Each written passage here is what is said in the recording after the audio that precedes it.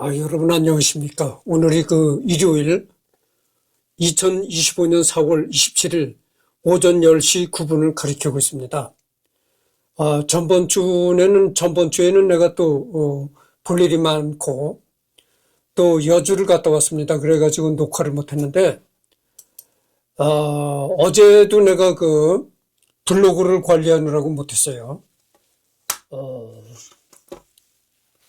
그래서 여태까지 내가 수집하고 있던 은화를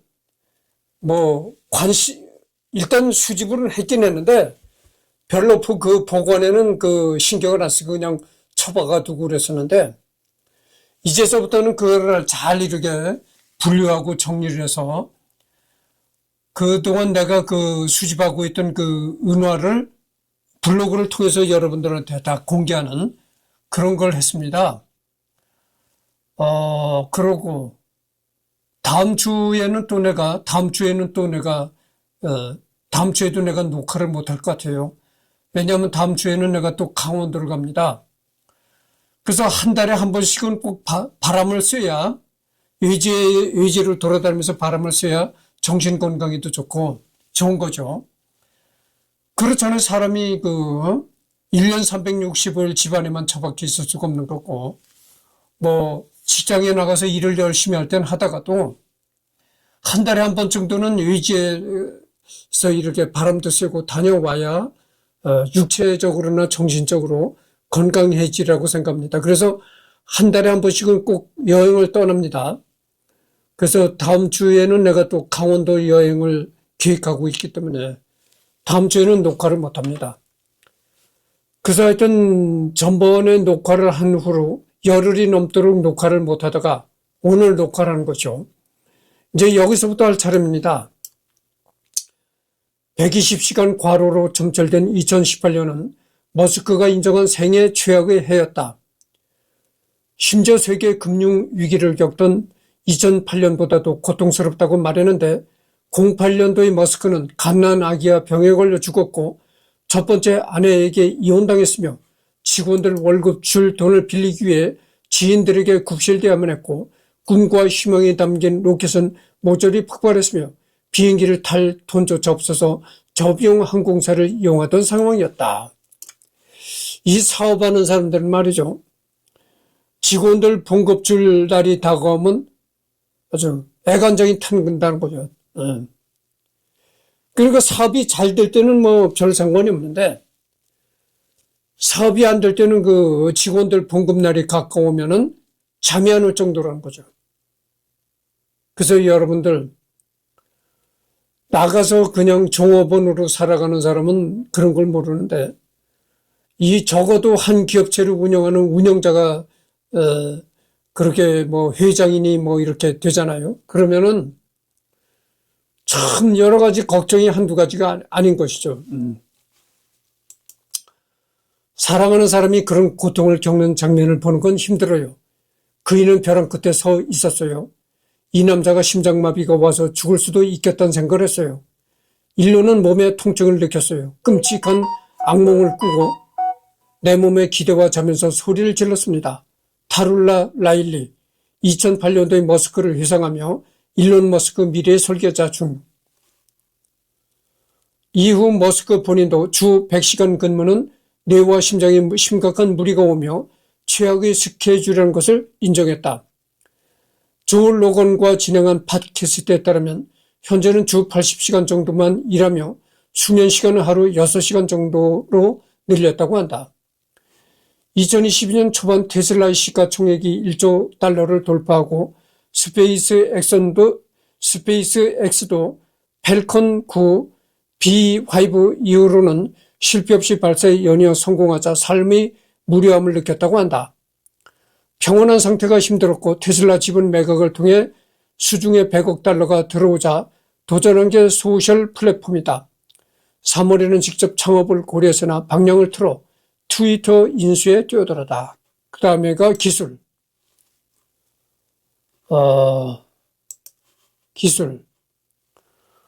그 다음에 미니멀리스트. 대표적으로 테슬라를 통해 이를 확인 가능한데 차량 외관은 단출하기 그지없으며 인테리어도 가죽 소재를 최대한 배제한 채 카본을 위주로 심플하게 구성했다. 차량의 모든 제어는 터치스크린 하나로 가능하며 내부 카메라 덕분에 별도의 블랙박스도 필요 없다. 방향 지시등, 헤드라이트, 와이퍼 등의 레버도 전부 삭제한 뒤 스티어링 휠 하나에 이동시키며 앞좌석 인테리어를 비웠다. 2열은 트렁크 수납 확장을 염두에 두며 가변 가능하게 구성했다.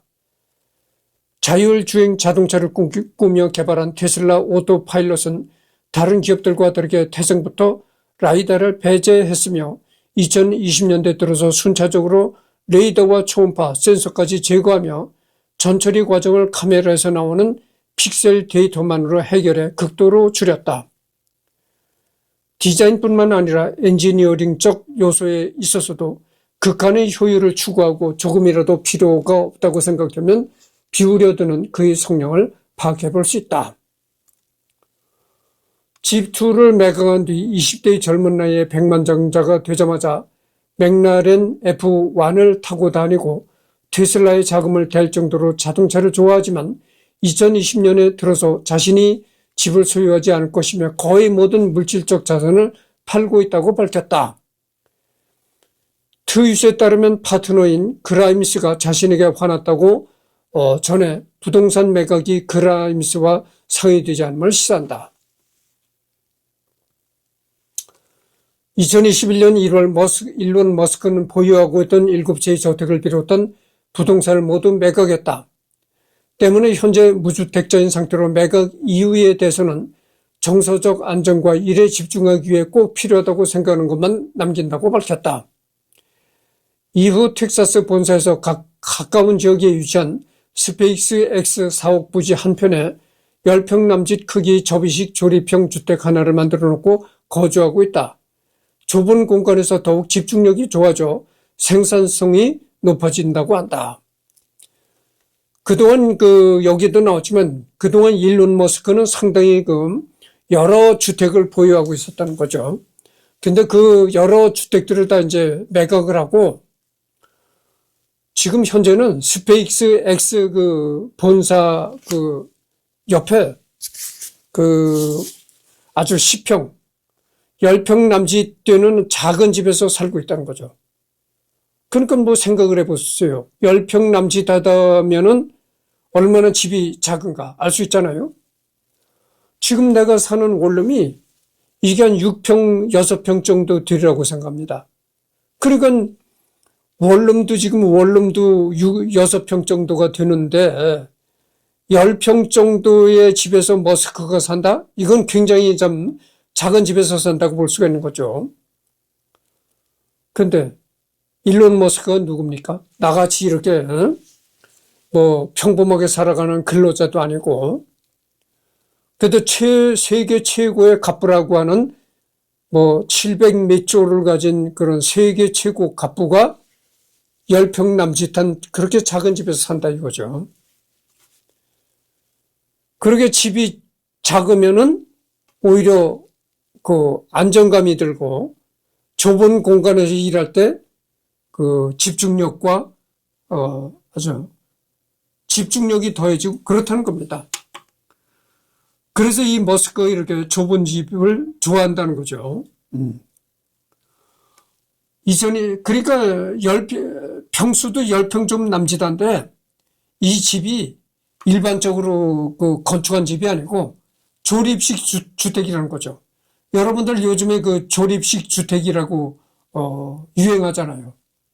그래서 조립식 주택이라고 하면은 돈이 없는 일반 평범한 사람들이 주로 조립식 주택을 선호한단 말이죠. 돈이 얼마 안 들어가니까. 그런데 세계 최고의 갑부라는 사람이 조립식 10평 남짓한 조립식 주택에서 살고 있다. 이런 얘기입니다. 놀랄 일이죠. 2023년 그의 두 번째 전기를 작성한 월터 아이잭슨에 의해 내부가 공개되었다. 복사불이라는 라스베이거스 기반 기업의 조립형 주택이며 4시간 만에 조립이 가능하다고 한다. 가격은 5만 달러. 단 아이들을 위한 집 한 채는 남겨놓겠다고 밝혔다. 일론 머스크가 사는 그런 조립식 주택은 단 4시간이면은 조립이 완성이 된다고 하는 거죠. 단 4시간 만에 집 한 채가 완성되는 그런 조립식이다 이거죠. 근데 이 집 가격이 얼마냐? 5만 달러에 불과하다. 여러분 그 5만 달러라고 하니까 어떻게 되겠습니까?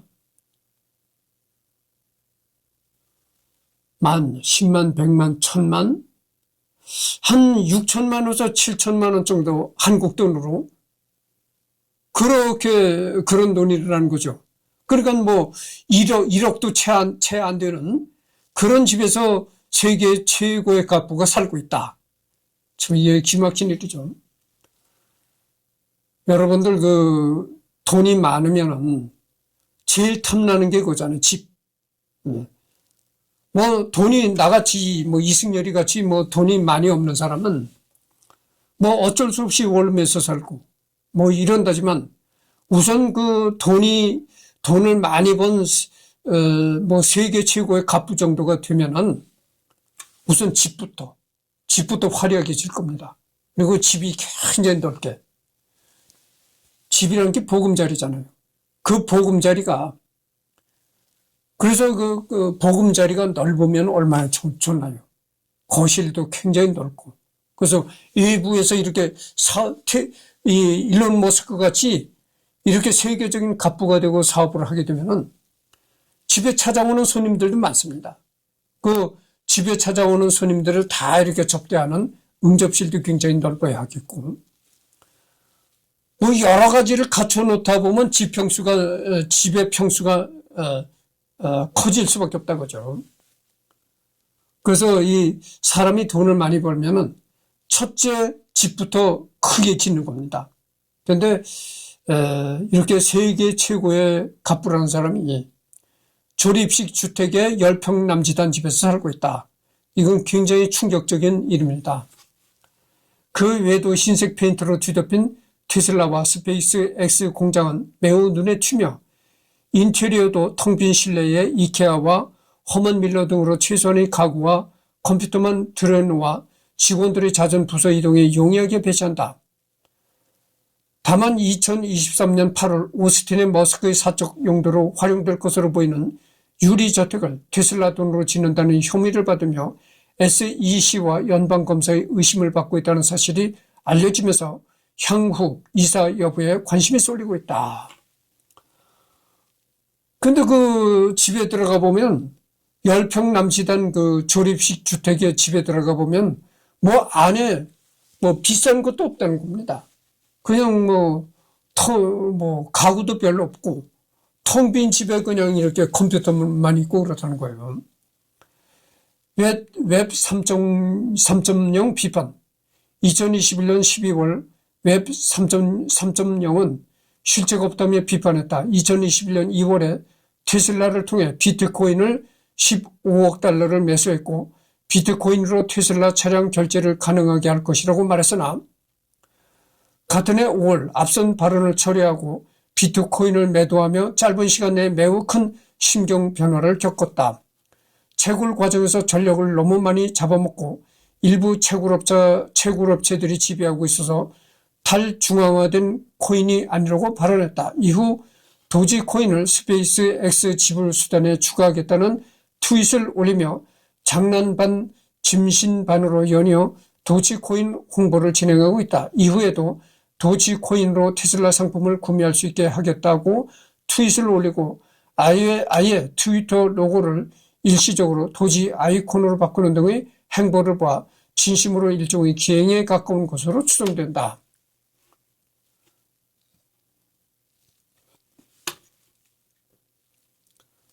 코인뿐만 아니라 본인이 애용하던 트위터의 폐쇄성을 비판하다가 2023년에는 본인의 사재를 털어 아예 인수해버리면서 탈중앙화의 진심인 모습을 보이고 있다. 인수 이후에는 커뮤니티 노트와 유료 계정을 통한 가짜뉴스, 혐오 콘텐츠, 선동 콘텐츠 등의 차단을 주장하며 탈중앙화에 대한 견해를 미디어로까지 확장시키고 있다. 다만 마스토돈과 블루스카이 등 사용자가 직접 알고리즘 노출도를 짤 수 있는 트위터 대체 경영자 플랫폼들은 비판하고 있는 아이러니를 보이고 있다. 반면 오픈 AI가 영리법인 자회사를 설립한 이후에는 오픈소스와 비영리라는 초기 창업 정신을 잃었다며 창업자들과 갈등을 겪은 뒤 퇴사했다. XAI 창업을 통한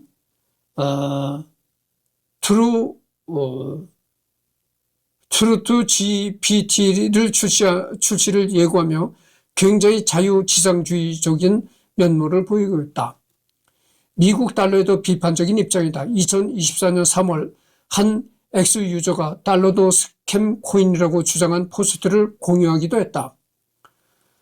화폐 공급이 무제한적이며 발행 주체가 연방준비제도 한 곳일 뿐이며 극소수가 대다수의 화폐를 보유하기 때문에 양극화가 심하다는 논조의 주장이었다. 정리하자면 일론 머스크는 탈중앙화, 오픈소스, 크라우드 소싱 미디어 등을 강력하게 주장하며 이러한 방법론들로 투명하고 특정인이 아니라 모든 대중에게 열린 기술 개발을 추구하는 극한의 자유지상주의자라고 볼 수 있을 것 같다. AGI 신중론. 기본적으로 인공지능이 인류에게 긍정적인 방향으로 작용할 가능성이 높지만 낮은 경우의 부정적 시나리오도 배제하면 안 된다며 리스크 해정의 중요성을 매우 강조한다. 또한 퓨처 오브 라이프라는 재단의 인공지능 일시규제 성명서에도 서명하여 무조건적으로 빠른 개발보다는 미리 발빠른 대처가 필요하다고 주장하기도 했다. 퓨처 오브 라이프, 미래를 위한 생이라는 거죠. 미래의 생활, 미래의 인생 이런 거죠. 레리 페이지에 대해서도 그가 매우 선한 사람이고 갑자기 돌변할 사람은 아니지만 한 기업의 우두머리인 사람이 인공지능이 인류에 미칠 부정적인 시나리오에 대해서는 너무 안일하게 생각한다면서도 그가 인류를 파괴하는 로봇을 만들까 겁이 난다고 언급하기도 했다. 머스크는 업무를 위해 실리콘밸리에 출장 올 때마다 페이지 집에서 묵곤 했을 정도로 절친한 사이였으나 인공지능 관련 이슈로 그와 절연했다고 한다. 페이지는 인공지능 업계에서 향후 AGI가 나타나 모든 면에서 자연지능을 능가하게 되더라도 의식이 기계에 의해 복제될 수 있다면 그 자체로 인간의 의식만큼 소중하다고 주장하며 구글 내에서 별다른 안전장치를 대비하는 것을 무의미하게 여긴 반면 머스크는 안전장치를 마련하지 않을 시 인간이 지적으로 우월한 인공지능이기에 대체당할 수 있기 때문에 잠재 위험성이 크다고 주장했다. 이에 페이지는 머스크가 인간의 종만 편향적으로 우월시하는 종차별주의라고 비판했다. 머스크의 이런 견해는 딥마인드의 창업자 데미스 허사비스를 만난 이후로 확립된 것인데 이 때문에 2013년 하반기에 구글이 딥마인드를 인수한다고 하자 크게 반발하며 인수 무산을 위해 공들인 적이 있다. 이후 머스크는 샘 올트먼과 힘을 합쳐 구글 딥마인드에 대응하기 위해 비영리를 표방하며 오픈 AI를 인공지능이 제멋대로 굴며 스스로의 목표와 의도를 발전시키는 시나리오를 방어하기 위해 뉴럴링크를 설립했다. 오픈 AI와 뉴럴링크 모두 인공지능의 잠재 위험성을 방어하기 위한 해징 수단으로 창업한 것이다. 이후 오픈 AI가 마이크로소프트의 펀딩을 받으며 영리화되자 이사회에서 사퇴한 이후 2023년에는 직접 XAI를 창업하여 안전한 AGI 개발을 공언한 상태이기도 하다. 2024년 2월 29일 오픈 AI가 설립 당시 공익적인 취지를 위반하고 마이크로소프트의 사익을 위한 폐쇄적인 기업으로 변모했다는 명목으로 샌프란시스코 법원에 고소장을 제출했다. 오픈 AI뿐만 아니라 올트먼과 브록먼에게도 고소를 진행했다. 대중교통에 대한 태도.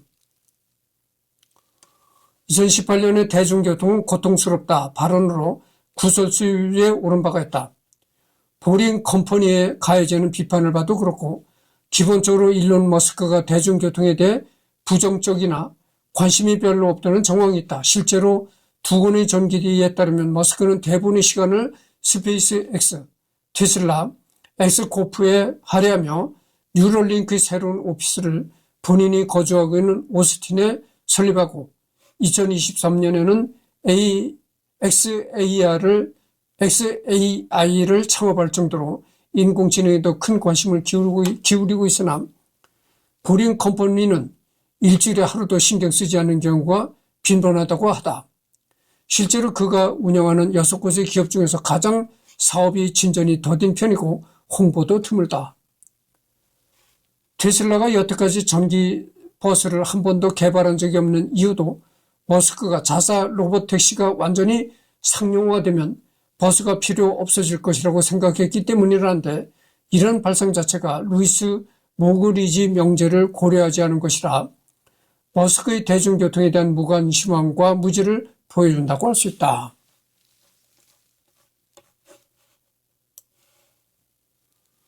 그래서 지금 그 일론 머스크의 성향에 관해서 리딩을 했거든요. 그래서 일론 머스크의 성향은 끝났습니다.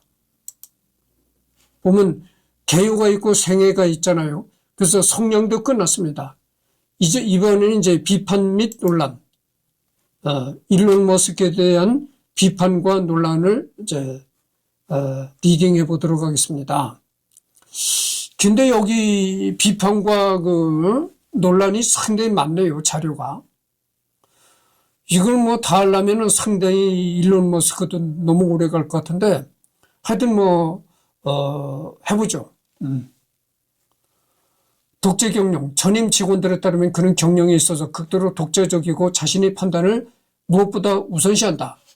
제 생각에 일론이 가진 최악의 단점은 사람에 대한 애착이나 인간관계가 완전히 결여되어 있다는 것입니다. 우리 중 많은 사람들이 수년간 그를 위해 지칠 줄 모르고 일했는데 이용 가치가 없어지자 두 번의 재고 없이 쓰레기처럼 길바닥에 버려졌습니다. 이것이 나머지 사람들을 겁에 질리게 하기 위해 계산된 행동일지도 모릅니다. 그는 인간관계와 일을 놀라운 수준으로 분리할 수 있습니다. 분명한 것은 그를 위해 일한 사람들이 탄약과 비슷했다는 것입니다. 고갈되고 폐기될 때까지 발사되었습니다.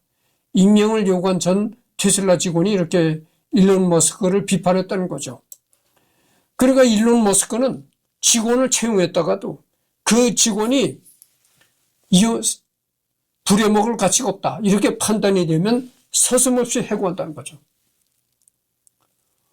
그러니까 하나의 우리가 요즘 말로 소모품이라는 얘기를 많이 하잖아요.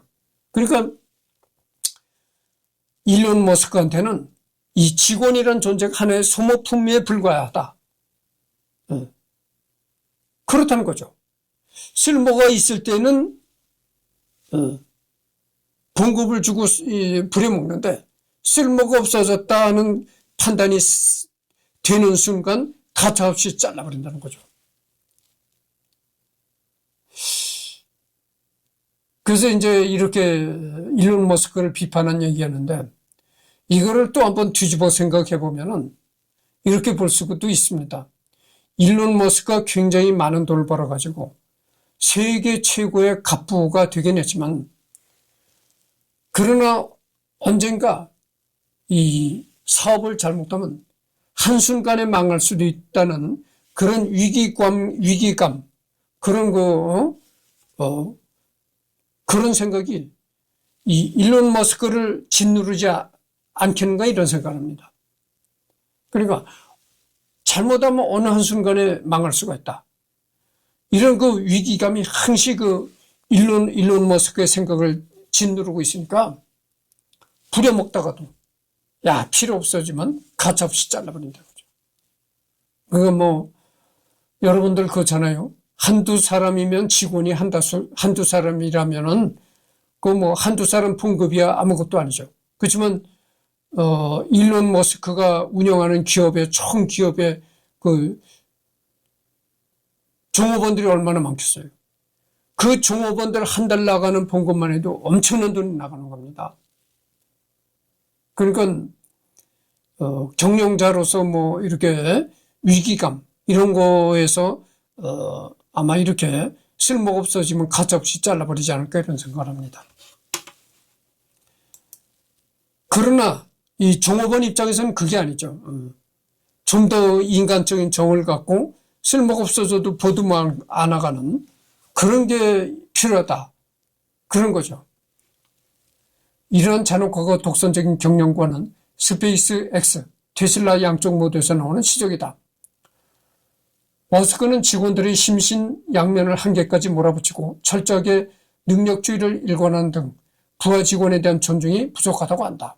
그러니까 이 종업원에 대해서도 어떤 종업원에 대한 애정 이런 걸 갖고 대하는 것이 아니라 철저히 이 성과주의, 실적이 어떠냐, 성과주의 실적에만 몰입한다는 겁니다. 실적을 잘 내는 사람이래야 이쁘게 봐주고 실적이 없으면 너는 필요 없는 존재. 뭐 이런 식이 된다는 거죠. 그러니까 어떻게 되겠어요?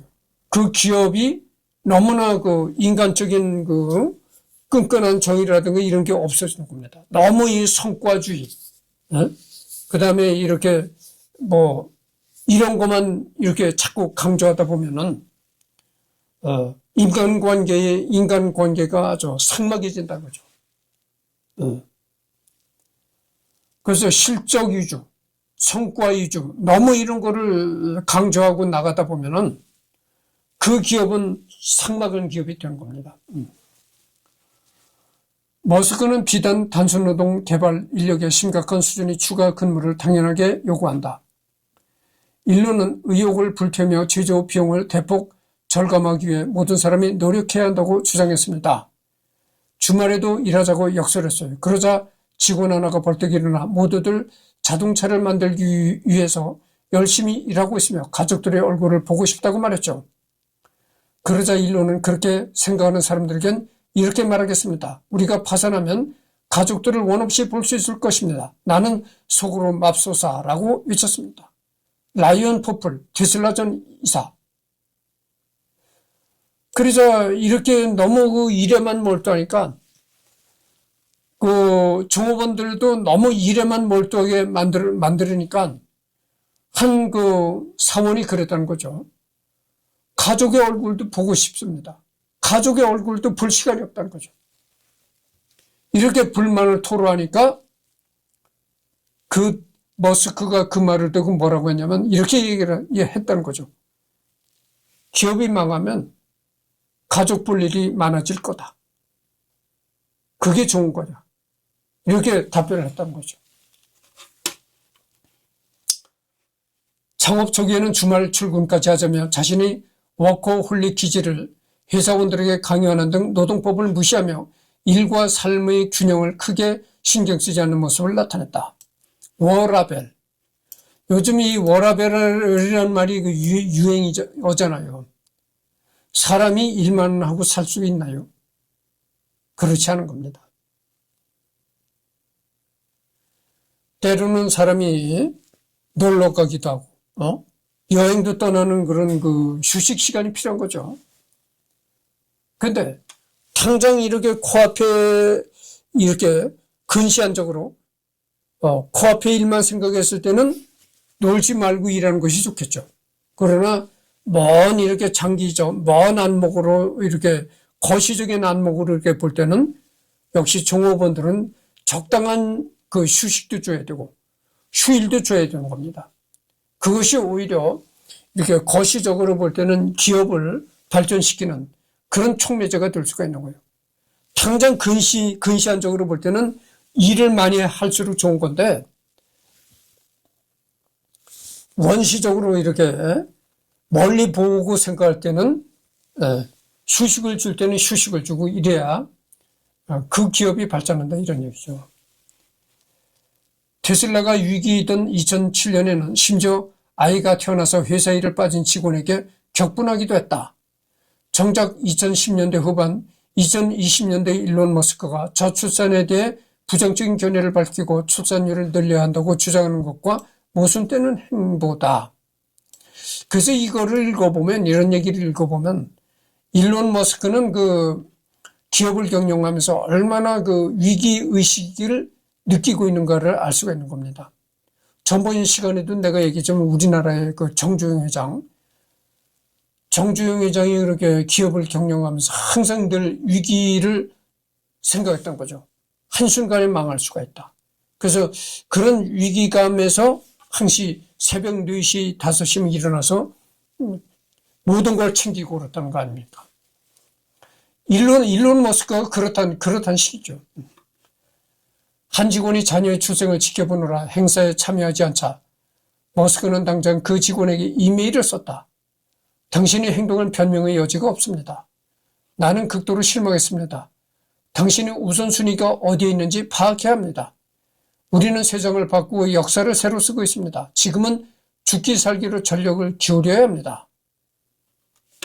이렇게 직원을 몰아붙이는 머스크의 경영 방식은 어쨌건 21세기 기업의 수장으로서는 치명적인 단점이라고 할 수밖에 없다. 애슐리 반스는 머스크가 운영하는 회사의 직원들이 가진 공통적 특징에 대해 이렇게 설명했다. 부분적으로는 신격화할 정도로 머스크를 추종하는 문화가 사내에 존재한다. 직원들은 머스크를 두려워하는 동시에 숭배해서 그를 위해서라면 사생활도 포기한다.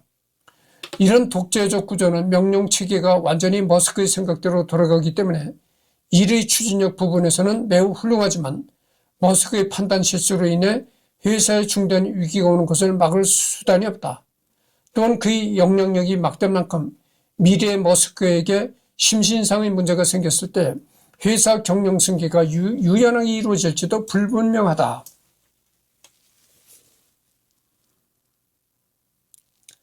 머스크가 경영하는 그 회사 내에서는 머스크가 거의 신적인 존재라는 겁니다. 근데 그렇기 때문에 머스크가 내리는 이렇게 명령은 머스크가 한마디 머스크가 기업가 회장으로서 한마디 이렇게 명령을 내리면 머스크 그룹 내 모든 기업들이 아주 제깍제깍 돌아간다는 거죠. 그러니까 우리 속된 말로 제깍제깍 돌아간다 하죠. 그런 건데 그게 좋은 점도 있는데 나쁜 점도 있습니다. 만약에 머스크가 어떤 건강상의 이유라든지 어떻게 그래가지고 잘못된 판단을 내린다든지 잘못된 명령을 내릴 경우 어떻게 됩니까? 순식간에 기업이 잘못될 수가 있는 거예요. 그렇잖아요. 북한을 또 얘기할 수밖에 없는데 대한민국은 대통령이 어떤 잘못된 명령을 내린다 하더라도 거기에 대통령을 또 견제하는 그런 세력들이 많잖아요. 국회에서도 대통령을 견제하고. 그러니까 괜찮단 말이죠. 대통령이 잘못된 명령을 내려도 나라가 잘못될 리는 없는 거죠. 그런데 북한 김정은 정권 같은 경우에는 김정은이가 어떤 잘못된 명령을 내렸다 하면은 북한 전체가 잘못 돌아갈 수가 있다. 이런 얘기입니다. 또한 대마초 흡연을 사유로 테슬라의 직원을 해고한 적이 있는데 정작 본인은 조 로건의 팟캐스트에 출연해 생방송 중 대마초를 피웠다. 해고된 해당 여성은 전미 자동차 노조를 지지했기 때문에 해고된 것으로 믿는다며 테슬라가 회사에 위협이 되는 이들을 처벌하기 위해 모호한 마약 테스트를 한다고 주장했다.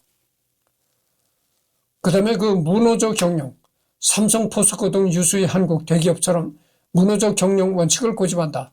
노조에 대해 찬성할 수 있다고도 주장하는데 이는 철저한 언론 플레이어에 가깝다. 노조가 생길 경우 노동자에게 혜택들을 포기해야 할 것이라고 분명하게 입장을 밝혔다. 이 테슬라가 무노조 경영을 한다는 거죠. 노조가 없이 경영을 한다는 겁니다. 그래서 예전에 이건희라든가 이병철 회장 때 삼성과 비슷했잖아요. 삼성이 이렇게 오랫동안 무노조 경영을 했잖아요. 근데 일론 머스크가 그렇다는 겁니다. 심지어 테슬라는 노동법을 위반해 직원들을 강압적으로 신문하고 스톡 옵션을 이룰 수 있다고 협박했다. 미국 노동관계위원회는 명백한 위반이라고 판정했다. 결국 마지못해 2022년 노조 설립에 반대하지는 않겠다고 언급했다. 그러나 위에서도 말했듯 이미 머스크는 각종 언론에서 찬성할 수 있다라고 늘 말로만 이야기했던 인물이다. 노동협약 따위 진작에 쌩까기로 유명한 머스크의 저런 이야기에 혹해 노조를 만들 시도를 한다면 철저한 불이익이 다가올 가능성이 높다고 여겨진다.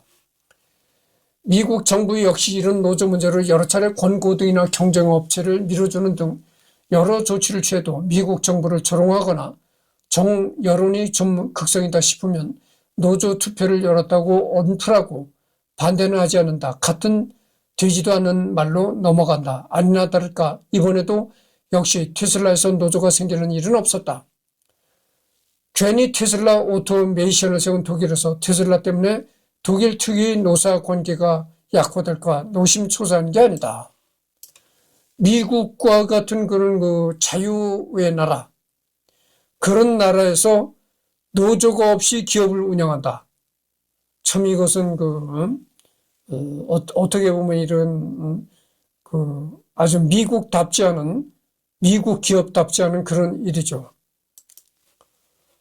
2023년 하반기 전미 자동차 노조가 북미 완성차 업체 세 3사를 상대로 한 파업에서 25% 이상의 임금 협상을 이끌어내며 사실상 판정승을 달성한 상황에서 향후 현대자동차 그룹과 도요타 등 외국 기업들과 더해 테슬라 등 신생 업체를 대상으로도 노조를 신설하는 방향으로 노선을 정하는 듯한 모습을 보이면서 갈등이 격화될 것으로 예측된다. 동년도 12월에 신고장이 다시 한번 접수되었다. 그 다음에 트위터의 관련 논란, 그 다음에 불법 해고 및 집단 퇴사,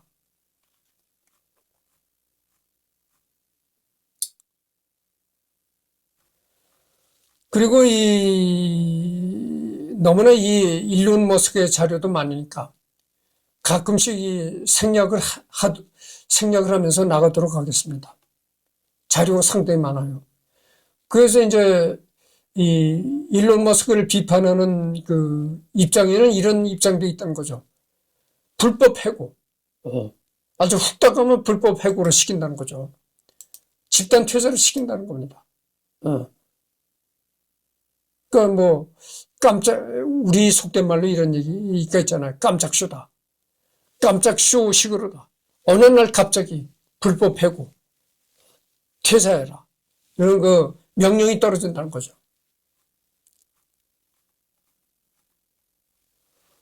플랫폼 사유와 논란. 인수 과정에서 가짜 계정의 비율에 대한 데이터로 인해 인수를 한 차례 파기했던 것에 이어 인수 이후에도 그에 대한 강경한 기조를 유지하여 일부 유저들 간의 페이스북, 인스타그램과 비슷한 인터넷 실명제 성향의 플랫폼으로 변하는 것이 아니냐는 루머가 돌았다. 이후 일론 머스크는 패러디라고 명기하지 않은 사칭 계정은 전부 정지시킬 것이라고 했으나 정작 패러디 계정이라고 직접적으로 명시한 계정들을 밴하고 있어 표현의 자유를 그렇게 중시하더니 정작 자신을 패러디하고 놀리는 계정들을 마음에 안 든다고 탄압하는 내노란불적인 형태를 보이고 있다. 또 생략을 하도록 하겠습니다. 이 상당히 많은데 일론 Z 계정 관련 또 생략을 하기로 하고요. 인증마크 유로화로 인한 가짜 계정 사태, 사칭 계정 방관,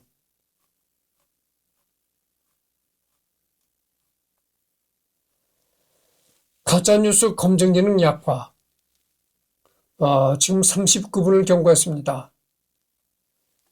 미국 국방부 영내에서 폭발 사고가 발생했다고 주장하는 가짜 사진이 확산하면서 한때 금융시장까지 출렁였다. 하지만 그 사진은 인공지능으로 생성한 가짜 이미지였고 머스크는 이 사건으로 인해 또 큰 비판을 받았다.